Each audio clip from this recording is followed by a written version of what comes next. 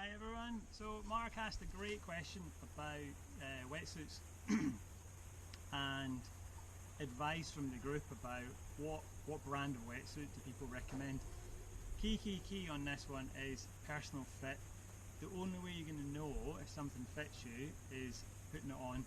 You can use the guides that each of the wetsuit brands issue. Normally they talk about total weight, so your physical weight plus your height, and from that they try and give you a recommended wetsuit size, but often they overlap quite a lot in the size that you could potentially fit into, with each wetsuit provider probably giving you one, two, maybe more options about what you could fit into, and there being somewhere four, five, six wetsuit providers: Zone 3, Hub, Orca, there's Roca, there's a few main brands. You could be looking at 6, 7, 8 wetsuits that you may well order and try before you find one that is perfect for you at that time and for what you need for.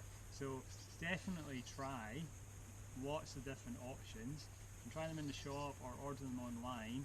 Just be very careful when you put them on, and the providers all accept you sending them back as long as you've got the original packaging and things. I'm just going to talk you through a couple of the key dimensions on the wetsuits I've got. I'll start with this one. So this was the first wetsuit that I had for triathlon. So it's an Orca wetsuit. It fitted me reasonably well. I was quite happy at the start.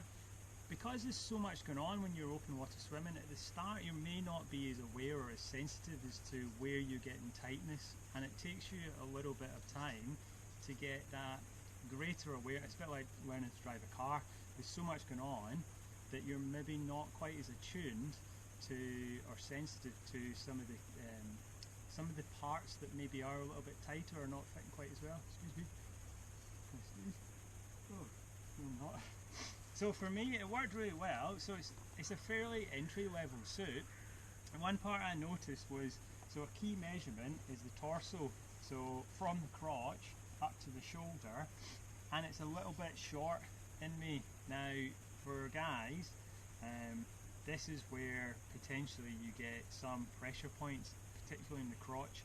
So as you are putting your arm into a swim stroke, and your shoulders coming up just a slight amount, and that tension then gets transferred through the suit and into your crotch, and it's not something you can easily adjust while swimming, even rolling onto your back, etc. Once it's on, you need to make sure it's as fitted as possible before you get into the water, before you get into the event.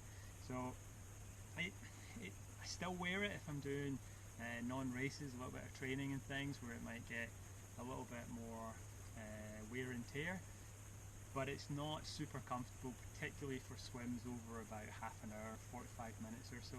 So I ended up changing and getting a Hub suit as well. So I'll give you a look at this one.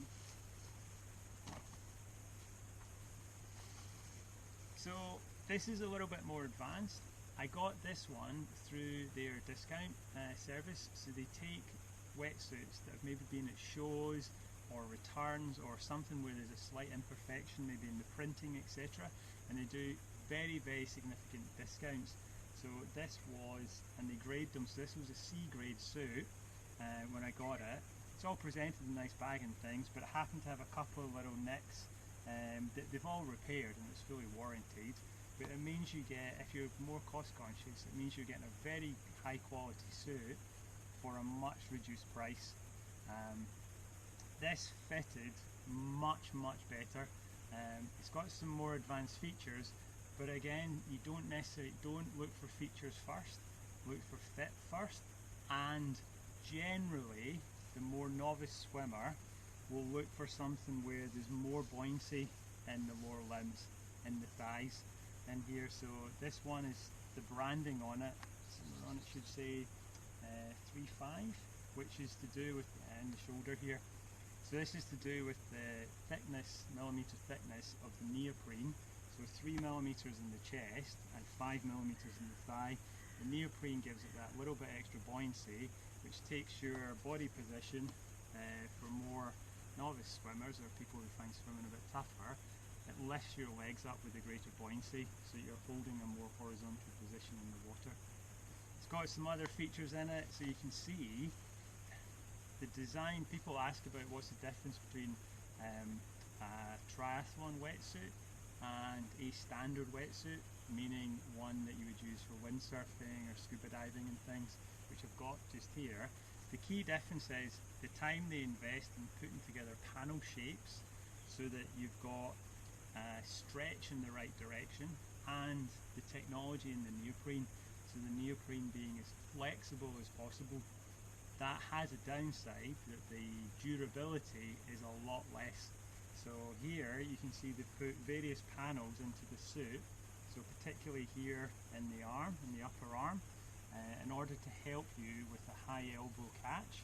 This is much more flexible to allow that flexibility in the elbow so you can get into a catch position. And they've got similar here in the back of the calves. Really this is to help you get the wetsuit off quickly.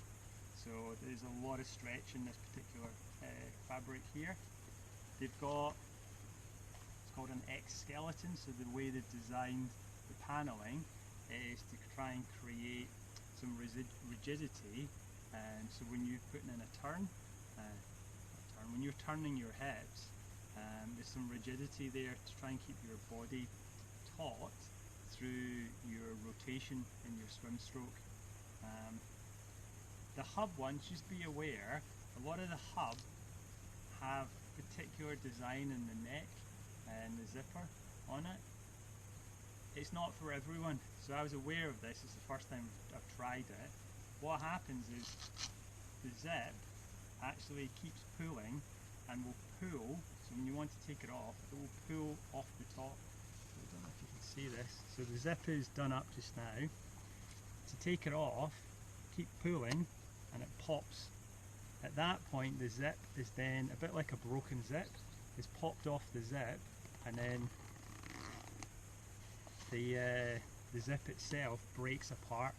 It's okay, but if you can tell this, to get it re-zipped, you have to stretch quite a lot. Mine's starting to tear a little bit here, so you just have to be a bit careful. Also, when you ask someone to zip you up in an event, make sure you ask early and pick someone with a hub suit, because a lot of people will try and assist you. They'll pull the zip to the top and then they'll keep going, and then they'll pop the zip off, and then the whole back will open, and it's difficult to rethread the zip onto the bottom to recommence the zipping unless you know what you're doing. So tendency is to grab a hub person. The other thing, if you get issues with your wetsuit, a lot of the providers will do repairs for you, so you can do your own. I've repaired this a few times. You use something called Black Witch, which is a neoprene glue. You just stick it together, stick any nicks. So you can see here, there's a couple of nicks that I've glued. There should be some more.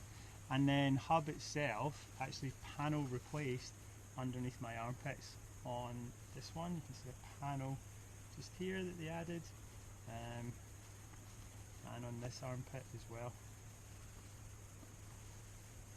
They put in a patch into this. Similar, I think, next time I go for a new suit, here's some black witch gluing. I'm going to have to consider getting one that's longer again in the torso. What's happening into my swim stroke here, where you've got some tension, it's a little bit tight, and the neoprene is starting to break down through flexing. The hub I've addressed it. This was a size medium. I need to look at something a bit longer than a medium. Good. So that's the wetsuits. Just as a comparison, when people ask about other suits, so this is a standard windsurfing wetsuit. It's heavier. The material is much more durable, so it's textured here. You can also use it for surfing. This is where your chest is going to be on the surfboard. It's got padded knees here. The panel construction is quite different. So this is designed for warmth, as opposed to the flexibility, particularly in the shoulders, that you get with triathlon wetsuits. You can see the dullness here. There's no shine. It's very hard wearing. good. So in my note I talked about the dimensions to be aware of. So it's torso, so from crotch to shoulder, it needs to be the right length. It's also shoulder width. If something's a bit tight, feel it in your shoulders, so depend how broad you are in your shoulders. And then the third piece is just be aware of the neckline. So the one I tried on, zone 3, fitted me brilliant. I nearly took it, but I just was not happy with the neckline. It was a little bit high and therefore was pressing in a way on my throat and my Adam's apple that just it made me kind of slightly gag, cough. I wasn't happy with it. You can trim the neoprene, but you've got to be careful trimming in certain areas where you lose the panel in case it splits. So that for me was a no-go. Along those lines, in terms of fit, particularly around the neck, a couple of things to think about, additional items. Some kind of anti-chaffing, some kind of lubrication for those areas. It also helps get your wetsuit off quickly. So this a bit like roll-on deodorant stick, but it's a roll-on lubrication that you can apply. So apply it all around your neck.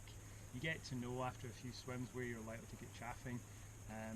You can use other lubrication products, but this is solid and it doesn't damage the neoprene, and also doesn't break down too much in the water, so it's not water soluble. Around your cuffs and around your ankles, help you get the wetsuit off. One other tip about putting the wetsuit on and off: you can get wetsuit gloves. Sometimes come with some of the higher end wetsuits. So this is just a cotton glove. Pop this on so that when you're putting your wetsuit on for a race, you avoid your fingernails going into the wetsuit. So when you're pulling it on, you want to be using the pads of your fingertips to pull the wetsuit little by little, and just work a little bit of material down. So get a little bump of material, work it all the way down to the ends of the wetsuit. Do that multiple times will get the wetsuit on, rather than avoid fingers and grabbing and pulling your wetsuit. Your fingernails, even short ones, will get little nicks into it, which over time will split. And the last tip I would suggest: grab yourself some form of dry bag. You get them pretty cheaply, so it's just a plastic lined bag. Once you've done your swim, you can stick this dry bag, stick your wetsuit into this dry bag, roll it up, leave it for a bit, it will collect some water, you can open it, empty it out, and then your rest of your kit will be dry when you go home. The other use of this, in some races, if it's absolutely pouring down at the start, I have used this in Wales, where I stuck it might make no difference at all once you're actually racing, but I did stick my running shoes and some other things that I thought I'd attempt to try and keep dry-ish in this bag in transition, and the marshals were quite happy, the umpires were quite happy to have this with my shoes in it, in my spot, so that when I actually got round to the run, the rain had stopped. It was a one-off deluge. The rain had stopped. You could pull out some dry shoes, put them on for the run. Made a little bit of difference, but this is this size was completely fine for the marshals in the transition. I think that's everything. So comfort first, performance and features second, and try them on would be the advice. Any questions, just ping me, and I'll do some other ones in a series around kit. So as we're going towards racing, for some of you, we can look at certain advice around kit choices. Particularly the next one maybe we can look at is tri-suits, so I'll do one of those. Okay, thanks for your question, Mark. Take care.